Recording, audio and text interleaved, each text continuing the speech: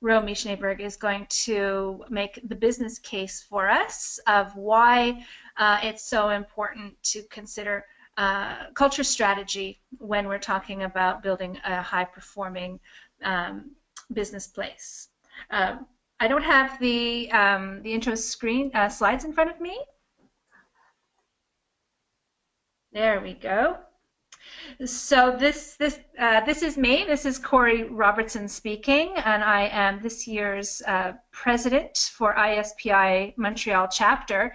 So it's my absolute pleasure to be serving you in this capacity, and I'm really excited to tell you about ISPI Montreal and introduce Romy for our very special presentation today. So this is a little bit about ISPI. So you can see from this screen that we are an organization that's dedicated to evidence-based performance improvement, research, and practice. Our vision is to bring performance improvement to a level that it's globally recognized as a competitive advantage in organizations. And here we have some guiding principles where we pledge to maintain a global mindset, we facilitate networking among practitioners, we help each other leverage opportunities, foster diversity and inclusion, we value our stakeholders, and we operate under the standards of performance technology and the code of ethics of our profession. And our motto is where knowledge becomes know-how. So for anybody who's new to ISPI or considering ISPI as your community, your professional home, by all means, we'd love to have you.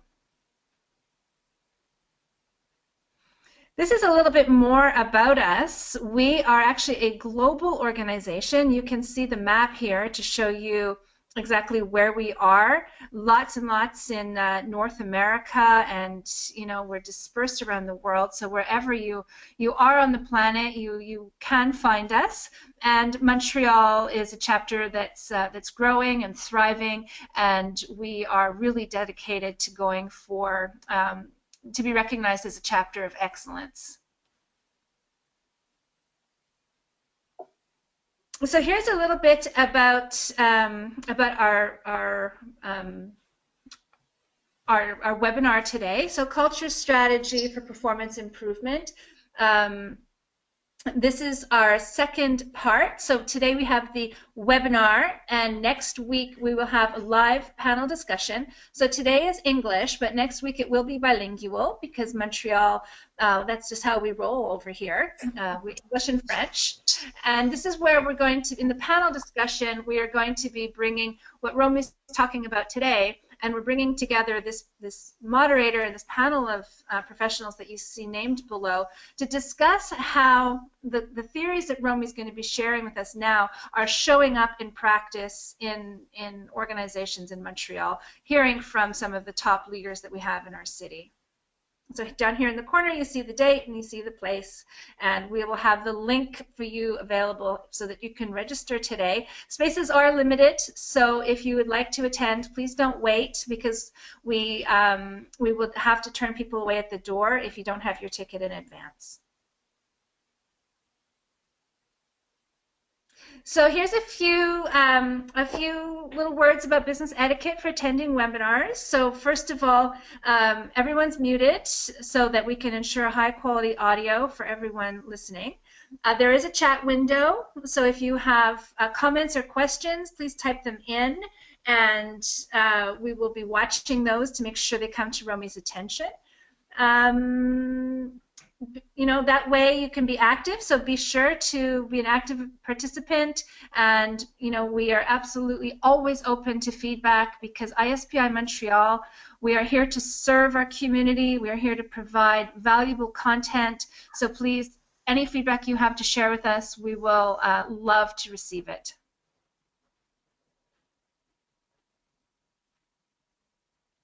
Here is our beautiful Davina Davies and Sonia DiMallo, who are in tech support for us today.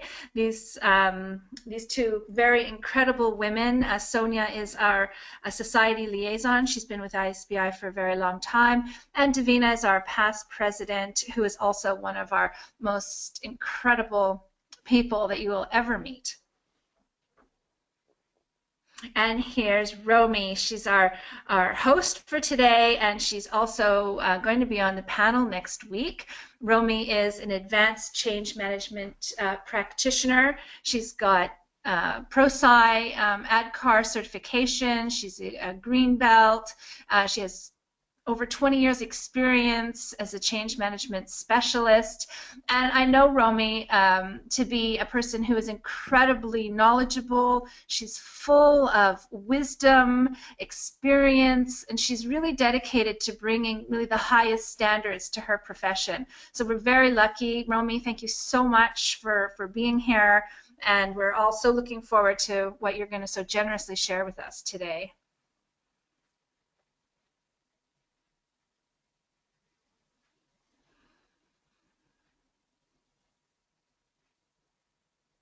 I guess that's over to me now. Over to you. Over to me. So thanks, Corey, for that wonderful introduction, and thank you, Sonia and Davina, for all of your help, certainly for the invitation to share this important information in my mind, and I'm hoping it's going to come across why I think this is so important, and you'll think this way too. Just a couple of comments around the points that Corey made. Certainly not the first, it's the first webinar that I've actually ever given, but not the first presentation and by any means, and not the first webinar that I've been a participant to. So my own personal preference are webinars that are participatory, and that was why we've decided to have the chat panel moderated as much as possible. There are several points during the presentation where we're going to actually pause and have time for interaction. But at any point during the presentation, if you have comments or questions, please, we really do invite you to add in your comments in the chat bar, and we really will try and come to that as much as possible, because the content is really only as effective as it is applicable to your reality, and I can only know that by your participation. So I really wanted to flag that and underline that as much as possible. So thank you so much to Montreal chapter of ISPI for inviting me to spend the next little bit of time with you, and to all of those of you who have registered. Clearly by the registration, this is a topic that's of interest and of curiosity to many. For those of you who have been reading LinkedIn lately, I think just on the weekend I saw in my own feed about 50 different articles on culture, which makes me wonder what's going on. I think really people are beginning to understand that there's more to this culture thing than we get, but yet not a lot of definition around that. So I think that that's what we're going to go to today. So who am I? I started out as a teacher. My own personal background, I am an instructional designer by training and a teacher. I have a master's in educational counseling and psychology, and there I became fascinated by systems and systems theory. I felt that one-on-one interventions and small group interventions weren't enough for me. I really wanted to understand how things worked as a whole, and I began to develop and evaluate systems for non-traditional learners in both elementary and high schools. And then eventually I found this a very rewarding experience, but it didn't really work for me as my kids started to grow and I started to grow with my family. I needed something that was more in keeping with family life. So I transferred those skills to program management in both nonprofit and public sector, and then became known for expertise in implementing change. And so what was that? I was hired to make things happen and to change the way things were done. I would be hired and described a situation and say we wanted to go this way or that. And I'd come in, I'd assess the business needs and the drivers, the stakeholders, and create whatever the new reality was, and I'd let this spark. And people got excited and engaged, and things happened. And changes were implemented, performance improved, and the new normal set in. And I'd eventually move on because, frankly, I would get a little bit bored. That wasn't what was my driver. And so early on and over time, I naively thought that I could light that spark again and again and change the way things would happen again and again in the same way. But I found that that really isn't the way it works, because change is hard work. And Billy Crystal's the one who said that one, not me. So I believe that we learn is more from our failures than from our successes. I think our failures are the ones that make us stop and pause and think, well, what happened here? And why didn't this work? And if I am the same person and using the same tools and doing the same thing, why would I have success in one situation and not in the other? And so when I realized that I was challenged to replicate successes in what looked to be exactly the same circumstances, couldn't really understand why. And to be honest, in those early days, I even found it a little bit hard to understand that people found change hard to experience because I happen to like change. So I learned that change really isn't easy. Changing the way you live means changing the way you think, and it means changing the way you believe about life. And for many people, and actually for most people, that really is hard. And so I began to study change and leadership. And in this quote that I'm paraphrasing by Dean Koontz, change really makes people think about their beliefs, their thoughts, and their values. And so for leaders to help affect change, they need to find a way to get at people's beliefs, thoughts, and values, which are their culture-based assumptions, and invite them to take a leap of faith to move into a new direction. And that's where change becomes hard. So how does that intersect with performance improvement, and why are we talking about this today? So this comes from the ISPI homepage, and if you look at how you define the profession, workforce performance takes on a new significance in our economic future. PI, initially called Human Performance Technology, is the systematic approach to improving productivity and competence. Is key to global competitiveness. I should say I have a really bad cold, so if my mouth sounds dry and I take sips of water, I'm going to excuse myself. Sorry about that. Although training and education are critical to increasing competitiveness, meeting the educational challenge is only part of the answer. An effective human resource system requires a focus on performance aligned with an outstanding learning system. And so what we're trying to do is to align performance and enable people to perform in such a way that business is more competitive. And it's the application of a systematic approach with associated metrics and tools to do so. So PI, therefore, is an engine. Change leadership is the driver. It's the motivator. It's the enabler so that people will do what they want to do differently from how they've always done that. So this is just a little reminder. We had this up earlier. If you could just type in that little field on the chat line, your name, which some of you have done, your job title, and how many years that you have in the field, that would be really helpful for us. And Corey and Davina are going to be monitoring that as we go on. So what are we going to do over the next little while? First, I'm going to walk you through some lessons learned around the change management space. I'm going to briefly look at the difference between change, transition, and transformation, and see where performance improvement fits in this continuum. We'll look at whether we can assess readiness, and if so, what to look for.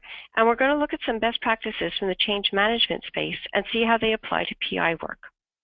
And specifically, we're going to look at two fundamental concepts of a change plan: leadership and communications. Then we're going to explore whether culture can be considered a condition for success. We're going to look at the objectives of performance improvement and understanding the underlying cultural factors that contribute to high-performing teams, and explore the cultural assumptions that keep these teams together. We'll determine whether a mindset change is required to support a move from one performance style to the other. And lastly, I'll outline some actions that you can take in your organizations and your work to help bring this together. So coming back to the leadership role, we'll explain how you can validate cultural alignment and move into your organization to help equip leaders with culturally appropriate and compelling communications. So we'll have a Q&A period at the end of the time, but as we said earlier, we're going to welcome questions straight throughout the presentation. So let's start. I think we all realize that not all change is the same, and the way that we look at change isn't the same. Some people might look at this as very calm and soothing. Some people might find this frightening. The waters might be still. The waters could be stormy. and the waters can be very calm after the change. But the reality is that sometimes change is simply like this. It comes in, it comes out, moves in, comes with a bang, and then moves in. Change like that is a transition, and that kind of change is constant. Global pressures require organizational agility to help us deal with those kinds of transitions. The demographics of our workers and our customers are also evolving. So those changes wouldn't be really transitions because they don't just come in and move out. Those changes are more transformational. They require a new way of thinking and a new way of being and require some time to adjust. So that would be a transition or a transformation. A transition or a transformation is something that the Titanic can't steer around. So when we think about the Titanic, when the waters were calm, the steering was easy because the captain could steer the ship. But as soon as the iceberg appeared, the Titanic captain couldn't steer quickly enough. And that's what we're trying to avoid. So what we do is we take a three-phase process to change. We develop the plan in the current state. During the transition, we innovate, implement, execute, and monitor. And that would be in a PMI status. If we're looking at lean, we would call it develop. We would lose it DMAIC, and depending on, we could call it ADDI, whatever the model is, but that's what we would do during the transition. And once we reach our future state, the change is now ingrained, and that becomes part of how we do things around here. And then we close the project. So think of the time it takes for the transition from a pupa to a chrysalis to a monarch. That time, in a project sense, allows for collaboration, consultation, some course correction. It allows for us to engage employees, make sure that they're with us for the journey, that they buy into the change, and that together we can improve the performance of the company. When we're finished implementing, we move on to the next change. There's a new chrysalis, and we implement the one in the same stepwise fashion. Change is messy. And changes interact with one another in ways that we can predict, and sometimes we can't. And the more complex the change, the more systems that are involved, the more groups that are impacted, the more we're dealing not with the simple changes like just steering that Titanic, but the more we're dealing with transformations.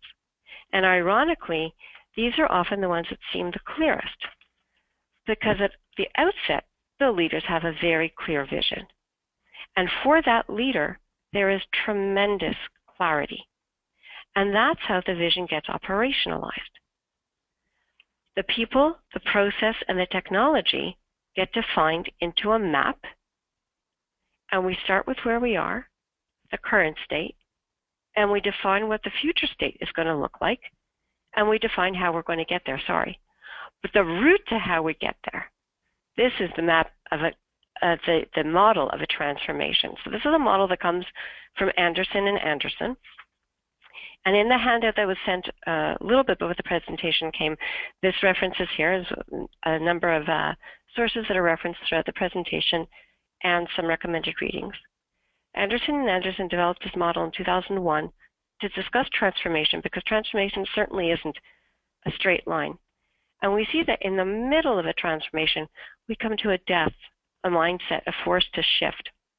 We used to think of death starting with an ending. The Bridges model talks about death starting with an ending because we have to give up. When we think about transformation, where a group starts to come together, that death is really at the middle. And why does that happen? It happens because in the middle, through that chaos, really exciting things are happening. Things go a little bit haywire and out of control, and that's why it's a squiggly line. But that's where really the magic happens, because that's where people become engaged. So how do we do this? We started with a clear vision. The project plan was defined, the solution was mapped. So what is the chaos? If people are unpredictable and change is unpredictable, what can we do? And this is really where the role of performance improvement comes in. Because the instructional designers and the training teams listen, they course correct, they learn, they teach, and they make the adjustments to the plan, they call that feedback. And as we narrow the feedback and we listen to the feedback, we can really make sure that we're approaching that vision. People really do want to change, but not too much. Finding the balance is tricky. So as we narrow towards the vision, we find the balance for the people, and they feel that they are becoming engaged in the change. So this is a good point to just ask if there's any questions, and I'll just direct you to the chat panel, take a minute or two, see if there's any questions coming up.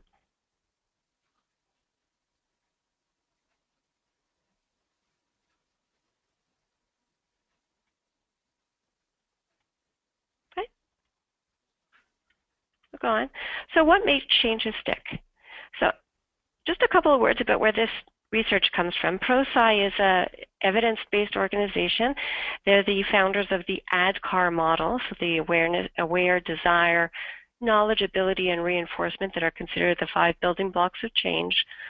The nice thing about that model of change is that it is evidence-based, and it comes from, I think it's now 18 years of research, where they have interviewed over 1,120 participants, 4,500 participants actually, since 1998 in 56 countries, compiling data to uncover lessons learned from practitioners and consultants so that current teams can benefit from those experiences. And the result of this study is an evidence-based, holistic view of best practices that look at the involvement of change management practitioners, project teams, executives, managers, supervisors, and frontline employees into what makes change stick and how can we apply that into future projects. So what did we learn this year? That this year, as in every year, sponsors are the most important contributor to change. More than 3 times as important as any other factor, and they are considered critical to a change initiative. Engaged employees are also extremely important, and we increase engagement by highlighting that what's in it for me, that WWIFM, or building relationships with impacted groups, getting that feedback, that course correction right. And why is that important? Because ultimately our employees are the face of the organization. They are where we interact with our customers. So if we want to improve the performance of our organization, our employees have to be there for the ride with us. The middle managers become the champions to bring those employees in with us. And we do this in a holistic approach that integrates project management and change management, along, of course, with training through frequent, open, consistent, and transparent communications. All of this is very much in line with the ISPI standard number 2 when we talk about a holistic approach. It requires us to identify the systems and the subsystems that make up the total organization. And together we look and we recognize that a change in one area will affect the other areas. And that way we consider the dynamics in the society, in the marketplace, in the workplace, in the workers, that we affect all the desired outcomes. So all of these factors help us develop an integrated change plan and a project plan, and that is what's considered today the best practice. So coming back to culture, Jack Welch says we change before we have to. What I'm going to say is we want the employees to want to change before they have to. And how do we do this? We do this by addressing the culture. So I asked for any questions before. Were there, I see a couple of questions. So Helen asked, "Hi Romy, I struggle with the concept of buy-in to invite people to a change process. Do you or the community have synonyms that you might use?" Well, Helen, that's a great concept, a great discussion. And I find buy-in sounds a lot like we're selling something. I really do like the word engagement. I like the word conversation. I like discussion and feedback, because to me, buy-in suggests that my way is the right way, and the audience to whom I'm discussing or sharing doesn't quite understand the full picture. Oftentimes, when we have those transparent and open and frequent conversations, and you see this often in focus groups, the employees will bring up facets of the discussion that help actually perfect the solution. So through engagement, we can tailor it. So I'm more comfortable with engagement, but it's a high-level word.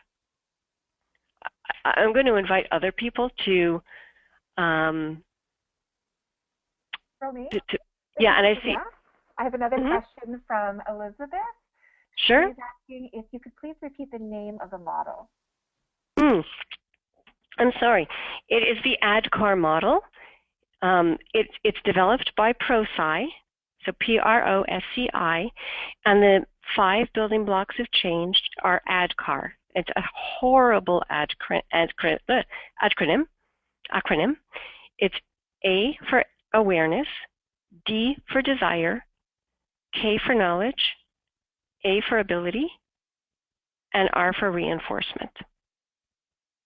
And you'll have my contact information at the end, and I'm happy to send out some more information. But ProSci is included in the references, and so there's a wealth of information on the ProSci website around ADKAR. And that link to the handout is above. I'll post it again, and I've just pasted a link to ProSci directly, which is also in the handout. Great. There's another question from Cheryl. How does one manage up if the senior management doesn't understand the benefit of addressing culture and engagement to improve performance? That's an excellent question. I think we're going to come back to that question throughout the day. So let's answer it, where we are and keep coming back to it. Thank you. It's the biggest challenge. And what I will say to you is some will get it and some won't. And so you need to meet people where they are. For those who get it, it's easy. But even when they get it, they may not see it fully. For those who don't get it, that's where you can talk about culture, and we're going to get to some of it a little bit differently. We're using different words. So in the next section that we're about to move to, Before we move, can I ask one more question from Adam? Sure. I'm just going to finish. Just to get to this, we're going to talk a little bit about the definitions of culture, and you can draw on these for sponsors who don't fully understand it. But excellent question, and please bring it back. And sorry, Adam's question? And Cheryl, I've parked your question, so I'll ask at the end again. And for Adam, how do you suggest an organization build openness to change into their everyday culture so that when change is required, resistance is already low? Great question. Fabulous question. The biggest challenge, and I would say probably one of the biggest frustrations of what I do, is that organizations often say, "Oh yeah, we're totally open to change. We love change. We're great with change," and we know change is hard, right? It's having those conversations, having the conversations about what is it that we're trying to do. What is it that we need people to do? So if we're trying to implement a piece of software for whatever reason, we need people to do their jobs differently. If people don't do their jobs differently, there is no point in implementing that software. And if that software costs $1 million, if they don't do their jobs differently, we're flushing $1 million. So having conversations around the money helps. That's heavy-handed. The softer side of it is to talk about employee engagement, which is the buzzword today, workplace satisfaction, what the digitals are looking for, the millennials are looking for in terms of engagement in the workplace and work-life balance. And so creating those more agile, flexible organizations tend to respond to what people are looking for in their workplaces. So whether you're looking from an HR perspective in what people want from their job, or you're looking from a performance perspective, in order to do this, we need to address the conditions for success for change. There are ways to build in the conversation, but it really is a challenge. There's no magic. I wish there was a magic answer. Excellent. I have one more question. Should we park it for now, and wait until the next section, or should we go for more questions? Let's take one more, and then we'll move on. I'm thrilled that there's questions. So perfect. Yes, and I encourage you keep on asking questions. So this is from Kim. People want change, but often don't want to change. How do you get people to understand they are part of the process and part of the solution? Wanting and doing it are two different things. Great. Kim, I don't know if you've seen that cartoon that's been floating around lately. Who wants change? Everyone raises their hand, but who wants to change, and nobody raises their hand. So you nailed it. Because, yeah. It's exactly it. I believe that everybody has a role in leadership, and so that's where I tend to go with what is a leader. Who is a leader, and that everybody, regardless of job title, can be a change leader. And I find that can be very empowering. So when I talk about influence and, well, I want to do this differently, we need to do this differently, we need to change. Oh, okay, cool. How could you bring that about? How could you make that happen? Where is your sphere of influence? Where do you have some control over this? And that empowers people to think about their roles a little bit differently, because oftentimes in organizations, we'll see this a little bit in this section now, organizations can be rather hierarchical, and people think that I don't have any power, so I might not be able to do anything, so that's why I won't act. And when we think about ourselves as a potential influencer or a potential leader, we can bring ourselves to the table in a little bit different way. So with that, why don't we jump into really what is culture, because maybe that will help frame the next little bit of questions, and we're going to move on. So I'll show you a couple of pictures. Look at this picture and look at that picture. To me, I like this one says cappuccinos, not cappuccinos, but other than they proudly serve Starbucks, when I look here and I look here, I know right away the difference between two different groups of people. And why is that? Shine says that a group's culture is how it gives life to its ultimate mission, goals, and means, how it achieves its goal, how it measures and celebrates its performance. Effective performance requires a clear voice and consensus around culture. So our culture is really who we are and how we do things. When we say it's how we do things around here, it really is how we do things around here, but we all have to be clear on what that is. We can talk a lot about global or cultural literacy, and ProSci defines global literacy as an awareness that other cultures have different modes of methods and beliefs that are different than one's own. And this is seen as the first step to really being literate. So I'm going to twist it and not say global literacy, but cultural literacy. For me to be aware that culture impacts performance, I have to be aware and have the knowledge that there are different cultures in different regions.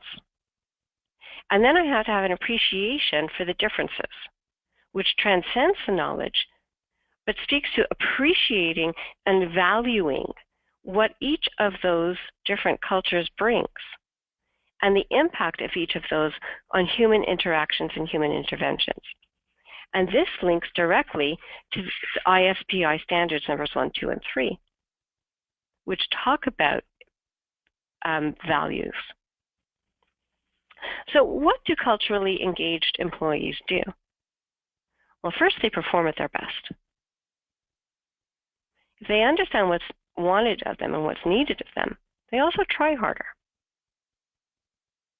They behave in alignment with the company goals because they know exactly where the company is going.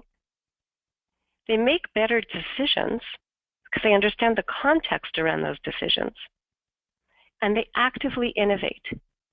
And so the question around how do we talk about the imperative to address culture? Well, this is what we want people to do, right? Because if we're looking at improving performance, this is what we're trying to do. And when we look about these standards for performance improvement, focusing on results, taking a systemic view, and adding value, this slide does that. So culturally engaged employees do that. So that might give some vocabulary to the previous question. So Ray Dalio said, do you worry about how good you are or how fast you are learning? And that's the kind of question that you can ask to get at how do we do things around here. Because asking people, well, what's your culture? That's a pretty big question. But asking or figuring out what's driving them, that's an easier way to get at it. And so what does culture look or feel like? And this, again, we're coming back to ProSci.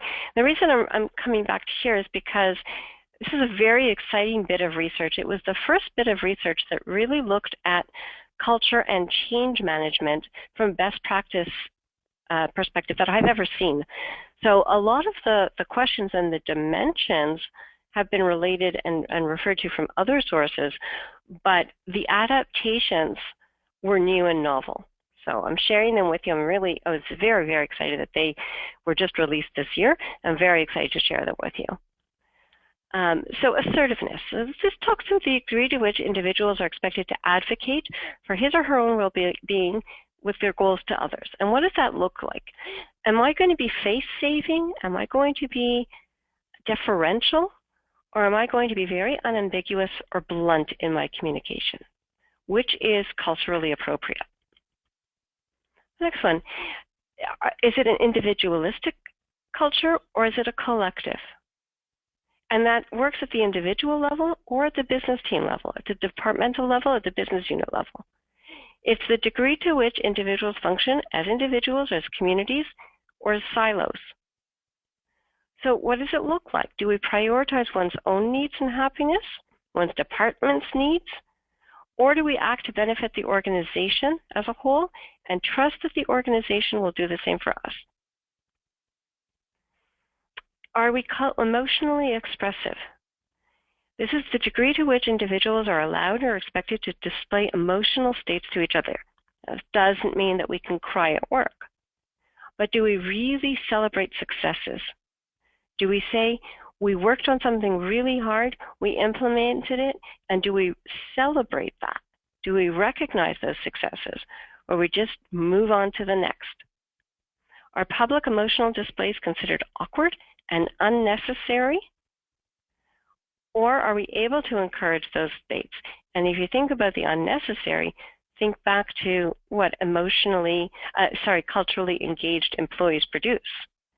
So if we're not emotionally expressive and we don't celebrate, consider that might have some impact. Is power distributed? How is power distributed across the organization? Do employees expect a voice in decision making? Do they expect to have some input? Are they told about decisions appropriate their level? Can they access executives? Or do they expect decisions to be made top down and they have no access to executives?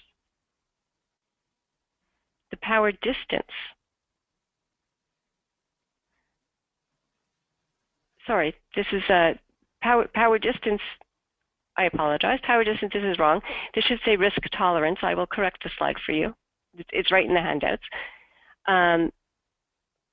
This talks about tolerance for risk.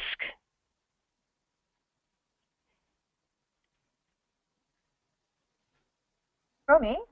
Yes? We have a question from Joanne. And are we good? Okay. What about our era of consolidation of corporations, mixing so many cultures, often in a short period of time, as one or two divisions are being sold to another? Holding company, where is culture? What is your opinion on change in these cases? So, interesting question, Joanne. Actually, I've done quite a bit of work in M&As, and there's some recent evidence that shows that addressing the culture is actually a success factor for the M&A, but not at the but for the goals of the M&A.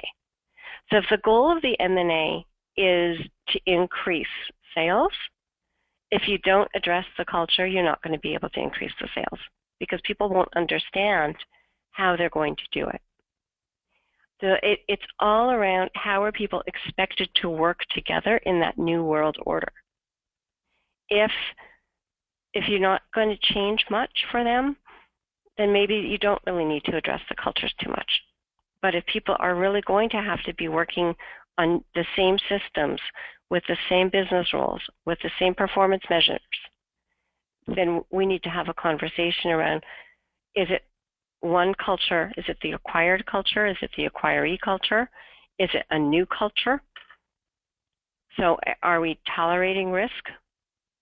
Are we not tolerating risk? So it really is a challenge to do this. That's a whole other conversation, but an important one. Thank you.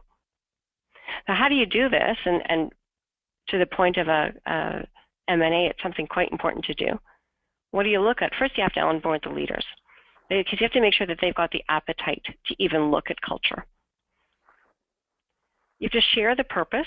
So we're looking at culture because it's going to affect our performance, or we're looking at the power distance, the tolerance for risk, whether people want to communicate in the same way, how we're going to communicate, because it's going to affect performance.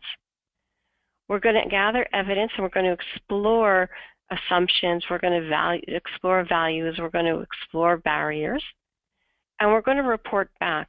And the reason we report back is because as an external person, even if you're internal, when you're digging deep, it's all about perception. And so how we interpret culture might not actually be the way it's felt. So it needs to be validated. And then, is the culture strong? Is there consistent messaging? Can most employees tell stories about corporate history and heroes in the same way? Can they identify with culture? Can they share the values? Do they share the values and the beliefs and the assumptions? Does that culture have roots, or is it weak? Is the messaging contradictory? And this often happens, I think it was Joanne, I'm sorry, with the M&A question, with different departments that merge together, but they still have legacy. So you'll hear about legacy this company and legacy that company. The messaging can be quite contradictory. The values are limited to top management. So top management says we are absolutely in favor of, but as it trickles down, well, it doesn't really feel that way. Employees aren't aware of corporate history or heroes. They struggle. They identify with subgroups or subcultures. They don't connect beliefs and corporate values, and the culture is not well established.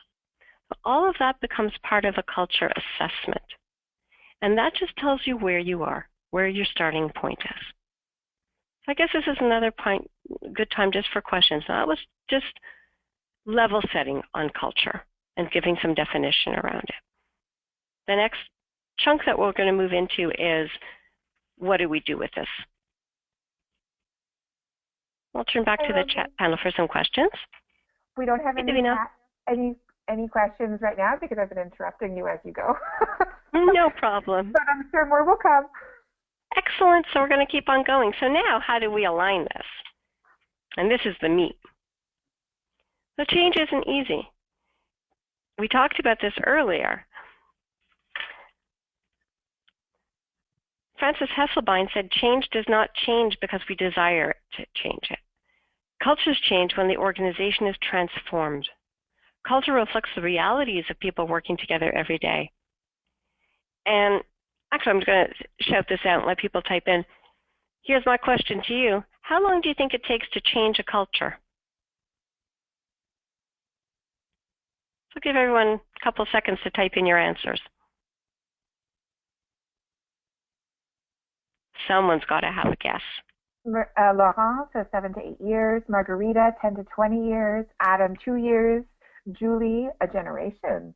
Wendy, Best guess, 5 years. Cheryl, it's a continuing process that never ends. Joanne, 5 years. Nikki, the change process is unending. Munir, depends. Kim, depends how motivated they are. All good answers. So the rule of thumb in organizational change is 3 to 5 years for an organizational culture. But I like your answers. And so I'm going to speak to them for a minute or two. The generation is interesting because I think generations have gotten smaller. We used to say generations were 20 years. And when you look at the differences between generations now and the millennials to the digital natives, that generation speed is now, we're looking at a difference of 6 to 10 years. So I think that the time has lessened, but how we do things around here, who we are, those heroes, that history, I think the 3 to 5 years still stands because that becomes practice and norms, or norms and values. Change is continual and change is evolution. You know, Toyota implemented lean 50 years ago. And Toyota says that if a process isn't changed, it isn't a good process. So that is their culture. They are in constant transformation, but constant transformation is their culture. So all good questions, thank you. So how do we define these cultures? Peter Drucker says the company cultures are like country cultures. We never can really change one. We have to try and work with what we've got. And that was really the point of the previous section, to understand what it is that you're working with, because trying to change it in the context of a performance improvement initiative is going to be like hitting your head against a wall. Your sponsors and your executives are interested in implementing whatever it is you're implementing. They want to see that turnaround, they want to see that driver, and they want to see their benefit realization. To talk about changing culture in order to do it, they're not going to be able to hear it, even if we understand that they need to do that. However, we can certainly strengthen the odds and enhance the likelihood of success and help them realize their benefits sooner. So what is it that we want to become? Romy, this is a, yeah? Can I interrupt again? Absolutely. Kim just asked a great question that I think aligns to right where you're going. And she asked, how does an organization create change over 3 to 5 years when staff can turn over faster than that? Super. You certainly don't want your leaders to be turning over faster than that, and your senior leaders. And understanding that sometimes you have senior leaders that turn over in one fell swoop. You've got a new president that comes in and cleans house. But you want a clear vision of where you're going, and you want a 3 to 5 year roadmap to get there. That's it, that's all. And understanding again, and there's probably a couple of people on the line who would debate with me whether strategic planning is relevant anymore, and I still believe that rule of thumb is a good way to go. You need to understand where you're going to be as an organization, thinking the Titanic in 3 to 5 years, at least. That being said, job functions are still job functions. So we're still going to need sales. We're still going to need customer support. We're still going to need to be customer obsessed if that's the job title. We're still going to need tech support. We're still going to need those front end and back end structures and HR in order to do what we do. So the individuals might not be there, but the roles will be, and how that role functions and fits into the whole should be consistent so that somebody else moves in and says, okay, I understand what this looks like, I understand what this feels like, and I can come in and do this job. Hope that answers. Thank you so much. You're welcome. And keep those questions coming. So what is it that we need the culture to become in the context of the Performance Improvement Initiative? We're going to look at this from the left-hand side first. I chose not to animate this because I was going to get a little bit too busy, but we're going to look at the first column, the organizational column, and outward-facing and then inward-facing. So outward-facing is really, what other people see around us. So the organizational level. What do we want us to become from the leadership, governance, structure, the business performance, the objectives? That's pretty much in the project plan. The goals, the targets, resources, the allocations, the problems. Are we addressing bottlenecks, forecasting? Are we going to be talking about staffing, recruitment, retention, total rewards, patterns of association? Within each of those, we can talk about how do people collaborate, how do they access information, where are executives feeding in, and we can talk about all of those within there. Inward facing, the mission, the organizational health, the change readiness, and not change ready me, but the change readiness, again, all of that can certainly be addressed by culture. And so you can have a conversation around, in order for us to get there, I think we need to be talking a little bit around silos and our collaboration. Or we need to be talking a little bit around collaborating with executives, or we need to bring the executives in front of the employees so the employees feel more heard and more engaged. At the individual level, we've got individuals talking about their role, their capability, their challenges. Where do they fit in? And that goes back to empowering our middle managers so that they can bring the employees along. Earlier on, we talked about contributors to success to a change initiative. Middle managers are the ones who share that what's in it for me, for the employees. So they're key and pivotal. They need the tools. And then my values, my motivations, my preferences, my own maturity, and my own change readiness. So culture underscores all of this.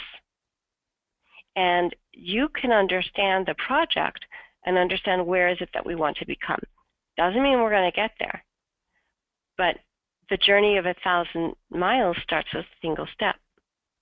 So if the organization is awfully close to where you're going, well, that's great. You may get there. If the organization is pretty far, but you move forward, that's pretty good too, because you're going to take them somewhere. So how does this tie into performance improvement? And going back to the first guidelines, you focus on the results. You take a systemic view, and then you add value. And I think that that's where the intersection between change management and performance improvement really is, in that adding value. Because focusing on the results, well, that's the role of the sponsors, and that's the role of the project managers. The taking systemic view is a collaboration between change, performance improvement, to some extent project management, if this project manager is on the phone. And then how do you add the value? The value of bringing instructional designers, the value of bringing people with a performance improvement perspective, and nobody typed in their job titles, so that's why I'm not making reference to specific job titles, but people with a different perspective is because the more that we collaborate, the more feedback we get. Remember that giant squiggly line that brings us closer to the vision. The closer we are and the easier we're going to get to that vision, the faster we'll be able to narrow and diminish the chaos. So change is hard. We know that. Starting that conversation should be easy. So you can plan it out. You can test it with a couple of people. So who do you pick? You can pick with some influencers. If you're internal, you know who the informal influencers are. You have to pick with some of your key stakeholders. And you can even do some focus groups with people who are in support of change and with some who are quite resistant, so that you can understand where the barriers might be to your messaging. And then you can assess it so that you can assign behaviors to your future state values. Because to talk about culture and say things like, we need to collaborate differently, everyone will agree with you. But to say, when we write emails to other departments, we need to avoid words like, you did it again, you never get this right, that might be a clearer message to how we collaborate differently. Or to have a meeting and say, when we want to, foster collaboration between departments who haven't collaborated well in the past, let's have a meeting and look at our shared objectives. Let's look at what are the barriers and assess, feel that one out. Make it real and concrete for people and connect those dots. Romy, it's me again. A lot of people put their titles, and I can do a couple of them. Oh, I'd love that. So I'll just say the titles and not the names, just for mindful time. So call center specialist, manager, instructional designer, training advisor, leadership coach, another instructional designer, CEO, 30 plus years, product manager, another ID, operational excellence, coach in operational excellence, creative director and social entrepreneur, PI for over 35 years, intercultural communication consultant and trainer, another ID for 10 plus years, academic counselor, and EdTech student, facilitator coach, blossoming in the field, engagement, change, resilience in NGOs, training consultant, ID, and regional sales director. Super. Well, thank you all for sharing. Wow, that's a little, I'm glad you're sharing this at the end and not at the beginning. I might have been a little bit odd and overwhelmed. So thank you. I just lost my train of thought. Interesting, I was particularly taken by the person who said blossoming in their field, because I think that we're all always blossoming in our fields, or we should all be striving for that. So really nice call out there. And the other interesting thing that came to my attention as you were listing it is the diversity. And so when I was saying, plan this, test it out, and assess it, starting this conversation should be easy, but yet often it's not. And thinking about the diversity, we had people from operations, call centers, instructional designers, and instructional designers often work with call centers. That's where a lot of the training, because of the high volume turnover that happens. But we don't often talk about how we're going to do that differently. So having this conversation, starting the conversation, saying, I'd like to have a conversation. That's the part that should be easy, because it's new and novel and just, it's not threatening. The idea here is just, I want to support. I want to help. How can I help? Any questions? We do. Nikki asks, in any organization, you may have up to 50% of the employees that are apathetic to change. They have heard it before and are not willing to invest the energy required to make that new change. How do we get them more involved? Great question. Thanks, Nikki. Thanks, Mickey. Yeah, 50% is a high number. Yeah, for sure. They have heard it all before. And they probably have. We probably have done it. So there's two ways you can do it, and I'll put them both out to you and then ask you which one you think is going to work. I mean, the first one you can say is, yeah, but this time it's different. And I've heard it, probably have done it myself, but I've certainly heard it say, well, this time it's different because it's me, right? It's my idea, it's my vision, we're doing it this way, we've hired this consultancy, that's one way. People don't really buy that one. And there I'm going back to buy-in. They're not going to buy that one. The other way is to prove, because you've got 50% who are pretty much apathetic, but we also have early adopters. And so you can find those early adopters and bring them on. That's a good way to do it, and to help them become your ambassadors for your change. So actually, I'm just going to move forward to one of my slides, because I've got, finding some champions to spread the word around your change. That is a good way to do it. They'll help you, because you're right. And the reality is, for probably about 50% of people, unless you're looking at a global end-to-end transformation, whatever change it is may not change most of their day-to-day job in 100% of the way. So find your champions, get them to spread your word for you. find successes for them and get them to talk about their successes. And then other people will buy in. To me, that's the better way, because if you make it about the leader, that leader may have a lot of credibility, but that's putting an awful lot of eggs in one basket. With the bird slide. So, hope that answers Mickey. Just going back into the slides a little bit, so going back to the three-phase process again, current state, plan it out, test it out, sniff it out, always try and make sure, trust your intuition. I do find that people in this profession are highly intuitive. We've got a lot of metrics and a lot of good tools out there, but a good gut sense. So test it out, sniff it out, make sure that you can back what you're saying. Sorry, I lost my screen. Find your champions and then build a flock.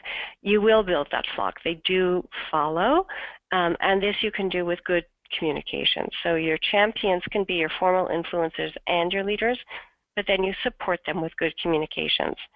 And whether you've got good internal communication support, if you've got good change management support, if you need to do the scripting yourself and just say, here's some things that you can say. You know, when you're talking, would you like me to write a couple of bullet points for you so you don't have to feel you're stuck? I don't want you to feel you have nothing to say or you're going to say the wrong thing. People are often scared of saying the wrong things. They don't say anything. Help them build that flock. And then you'll get that buy-in. So that's brings us really to the end of this section. And so we've been getting some questions along the way, but I'm happy to go back to other sections and answer some questions or to go back on other questions. There was one question we said we were...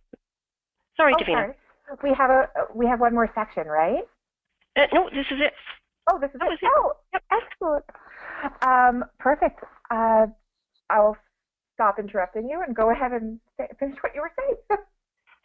So this brings us back. So just a summary of the relationship between the two, and the business case really is, if we're trying to improve the way people perform at their work and improve the way an organization performs, if we do that in the absence of looking at how an organization performs currently, which is absolutely prescribed by its culture, we're going to be implementing something on top of an empty hole and a black hole. So we may not be able to change the culture, but we can certainly make our efforts to implement culturally relevant and possibly even engage and move the culture along the journey with us. So that's the business case. So now over to you, Davina. Wow, I'm still a little information overload because there's so much great information and I'm trying to process it.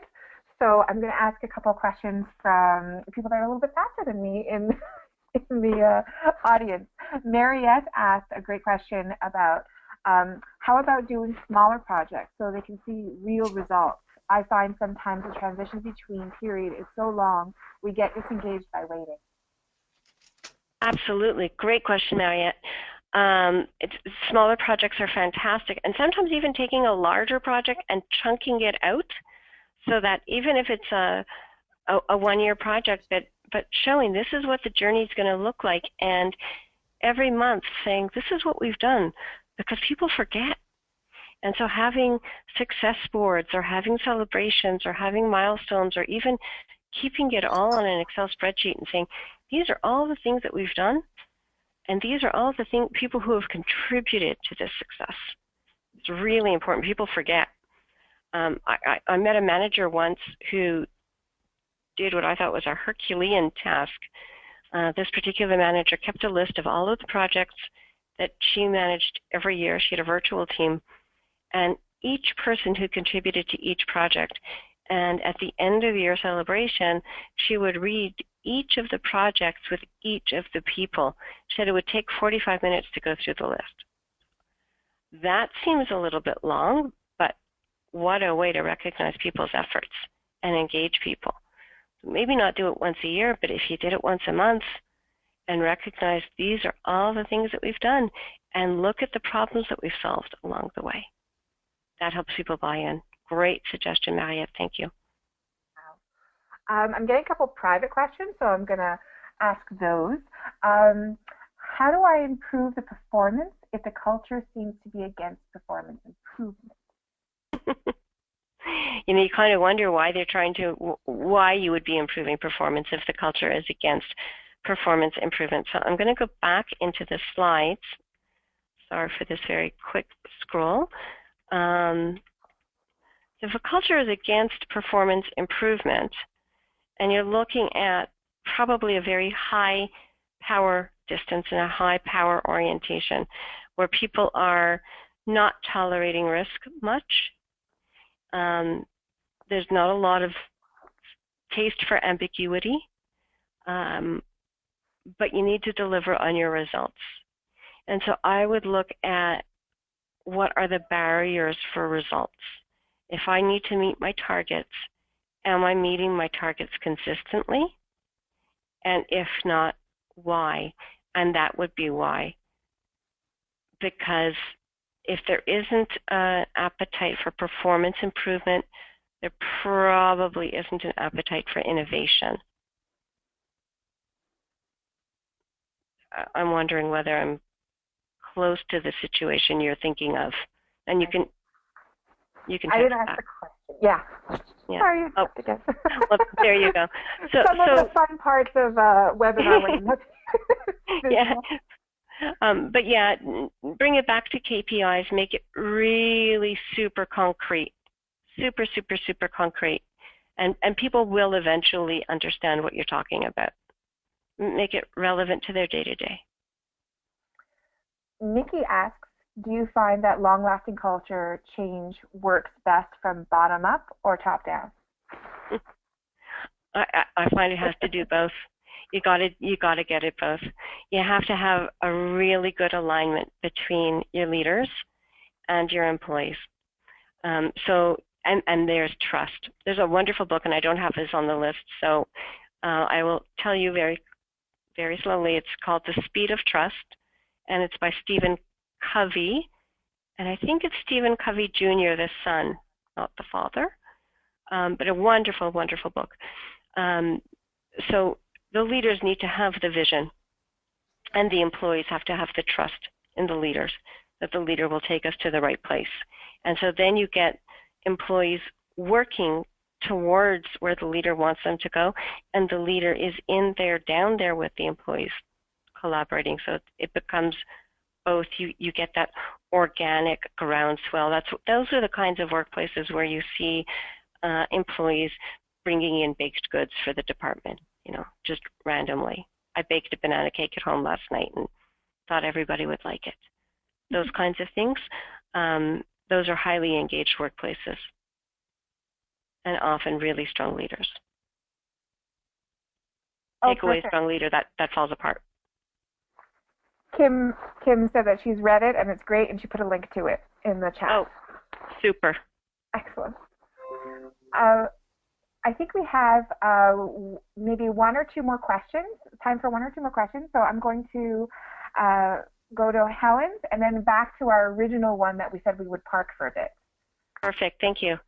So Helen's question is, hi, Romy and community. As change leaders, what might be one or more of your personal practices to stay attuned and engaged to this work, to connect with your intuition, for example?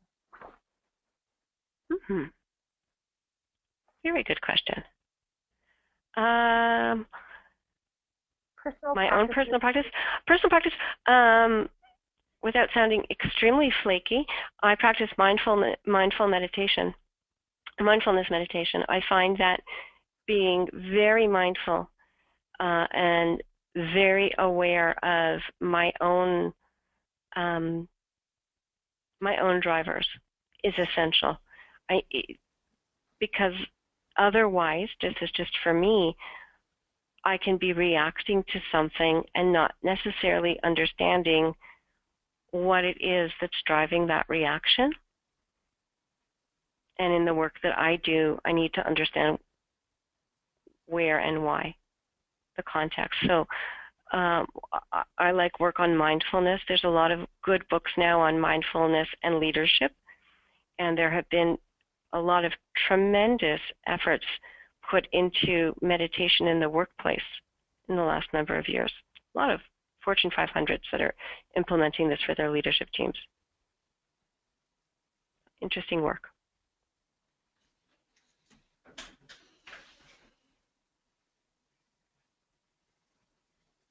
So Davina, you've got a wonderful memory. What was that question that we put on the parking lot? Oh, sorry, I was talking and I was muted. I'm not perfect. Never claimed to be. Cheryl's question is, how does one manage up if the senior management doesn't understand the benefit of addressing culture and engagement to improve performance? Excellent. So now, having talked through all of this, and I'm going to really come back to that buy-in and engagement. What will be interesting to see is when you start to do this work and start to get some engagement and a groundswell, people get excited. You start to see results. You start to see changes in satisfaction levels, and you demonstrate those metrics on surveys. An astute leader will say, why is this happening? To what do you attribute this? And there you've got some opportunities to lead with that conversation. And you can lead with the conversation either by referring specifically to culture dimensions. We're allowing a little bit more celebration. We're giving more room for this.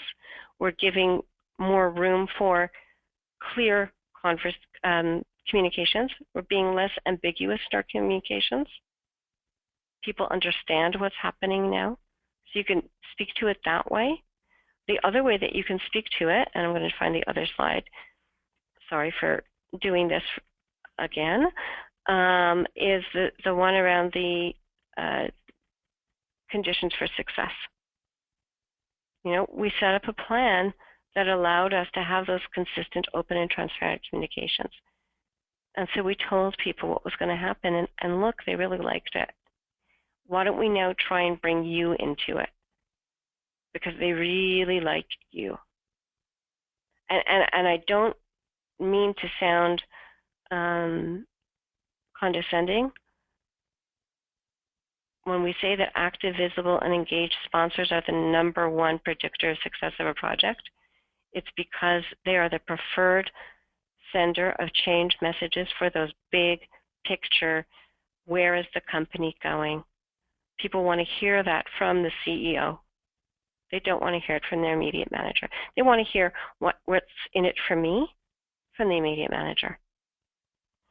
So once you start to get some of that groundswell, go back and say, look at this. We're getting some really interesting feedback. I wanted to share this with you. What do you think? Do you think now might be a good time for you to come in and have a town hall, or could we put out a newsletter? Like, what would be the right way for you to do this?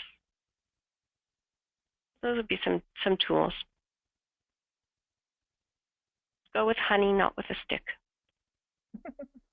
Everyone likes honey. Everyone likes honey. Yeah.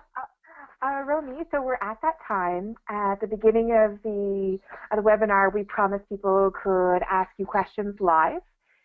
We have a lot of people logged in, so it might be a little intense, but the lovely Sonia in a moment will unmute everyone.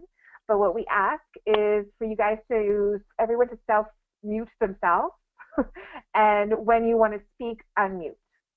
How does that sound? And if there's dead silence, I still got a couple questions that were pinged to me privately that I have for you.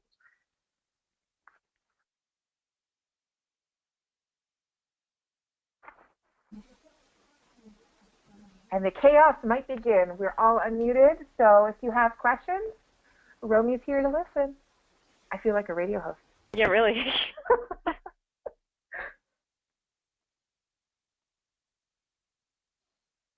Oh, can't be such a shy bunch.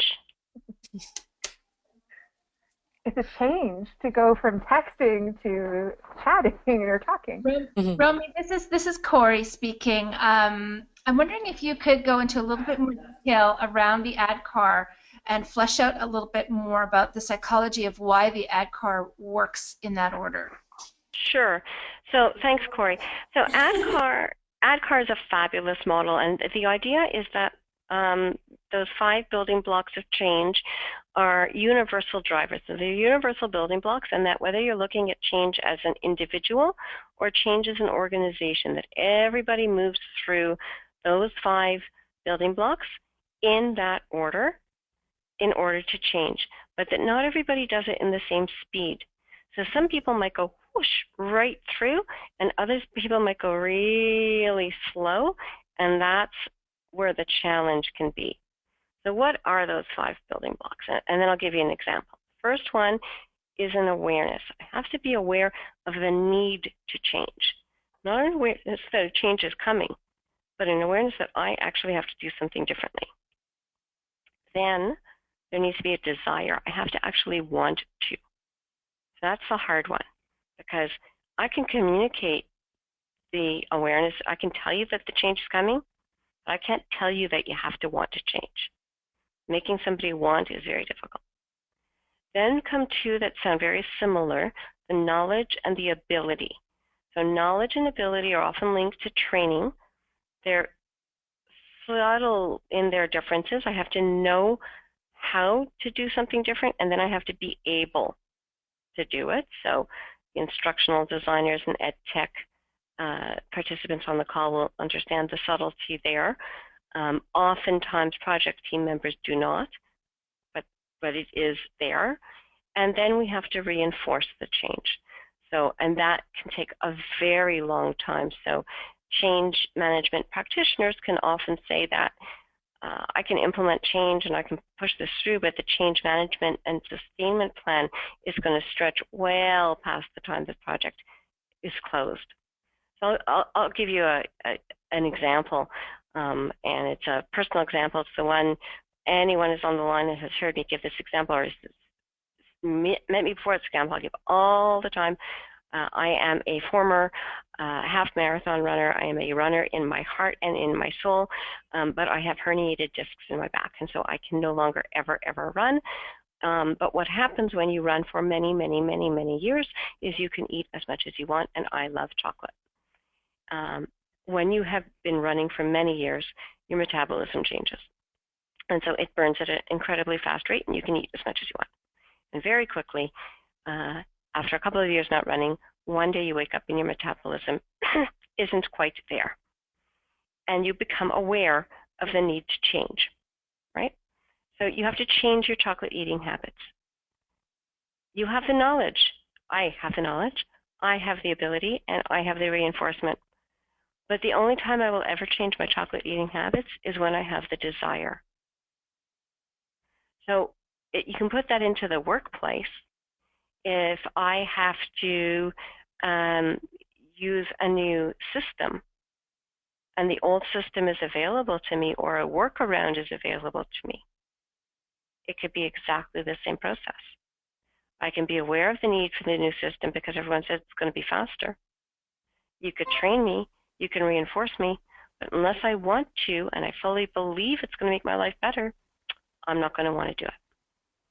So Corey, I hope that explains it well. Yeah, thanks, Romy. That was great. Romy, thank you so much. I really like the example. Kim has a question. And Kim, you can unmute yourself, and we'd love to hear your beautiful voice and your question. Great. Can you guys hear me okay? Yeah. Hello. Okay. So we, in the work that I do, I work a lot with top-level management in terms of establishing the brand and the corporate culture of the organization. And often we try to encourage them to involve everybody on the team, either by doing a brainstorming session together or inviting different employees in different parts of the teams to give their view of what the company's like, where it's going, what they can contribute, what they can change, and so on and so forth.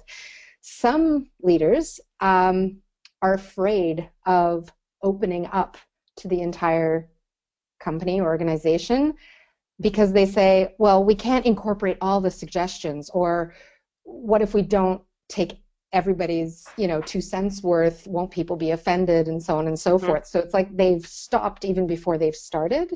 And I wanted to know if you have any advice on how to overcome that barrier, to create an openness at the top management level so that they're not intimidated or scared by including their entire team. Yeah, great point, Kim. Thank you. And often, and what happens then is they say, okay, then we're not going to do it at all, because we can't. If I can't say yes to everyone, I'm not going to add. I'm not even going to give them the opportunity. Exactly. Yeah. So there's 2 things that I've done in those kinds of situations. The first thing is I do a lot of individual coaching around, let's manage some expectations here. And I do the coaching with the senior leader, but also with their directors to equip them to kind of manage the expectations of the teams. And there's you can communicate out what's going to happen in this, and then why are we doing this, so that we need to hear from you. We need to understand what you're feeling, so that when we make these decisions, we make sure that we're making the best decision and we have the best amount of information. But I also think that it's really important to recognize that companies aren't democracies. And I'm not sure why leaders feel that they are uncomfortable saying, this isn't a democracy, guys. I'm going to listen to you. I'm going to take your input. At the end of the day, I'm the one responsible, I'm the one that's accountable, and I'm the one that's going to make the decision. And so coaching them to be empowered and to find ways to say that, I think is acceptable. And what I've seen are employees are actually pretty comfortable with that, because they know that's the way companies work. We don't get to vote. So there's a little bit of coaching, but at multiple levels, and some communications both before and after. Great, thanks. You're welcome. Romy, so it's 1:23 and we are all sticklers for time. So we have about 2 more minutes, maybe one quick question or last takeaways. What do you prefer?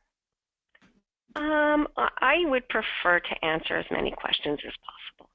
I'm going to go with that for this question. I got a really good one privately.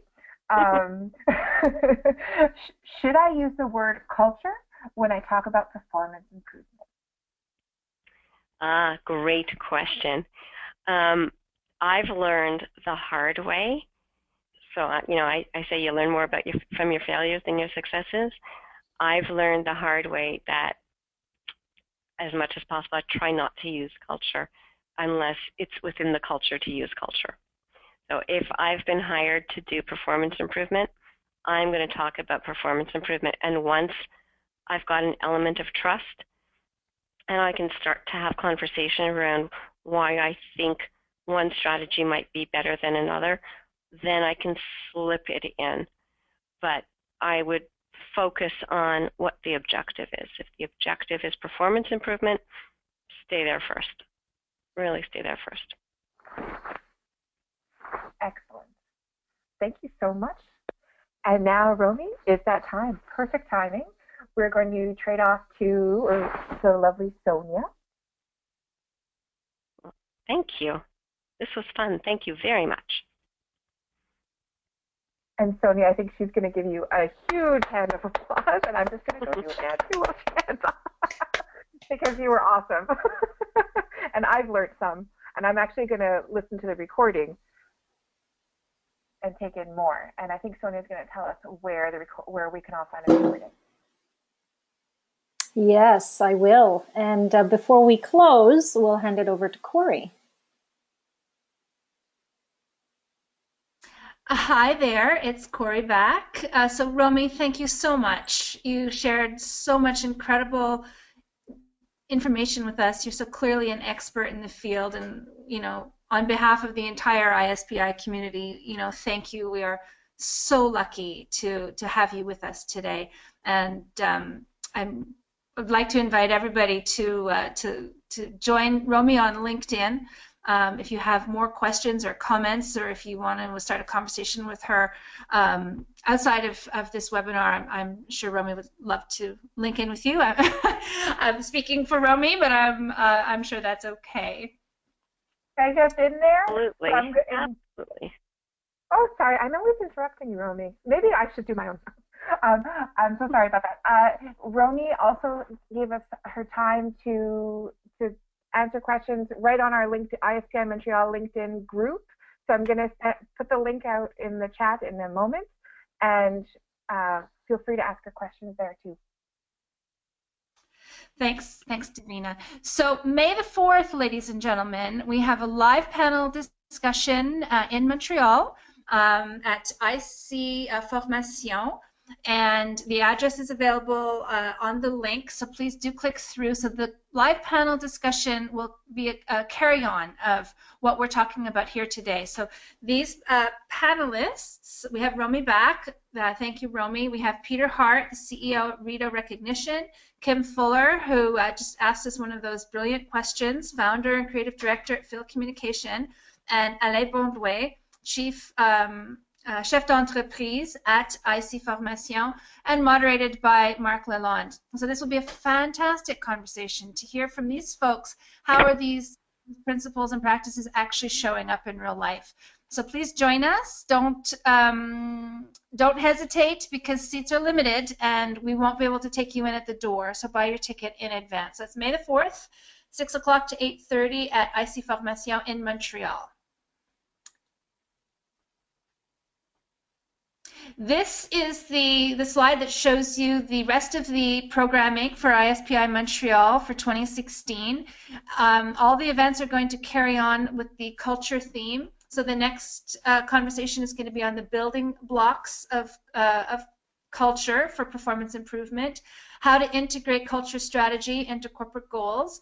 We have a real treat in October, because the board of directors from ISPI Global will be in Montreal, so we're going to host an event with them, so that's going to be awesome. And in November, the topic is sustainability and succession planning for culture and performance improvement. So that's our programming for the year. Each session builds on the last, so by the end of the year, hopefully, we'll have created a platform where everybody is really well informed around culture and performance improvement. And that's it. So thank you so much. I believe these are live links that you're seeing here. The click now to register. So go on in there, register, grab your ticket, and we will see you then. So I'll look forward to greeting you in person. And until then, have a wonderful day. And thank you for spending your lunch break with us. ISPI Montreal, and thank you again, Romy, Nina, and Sonia.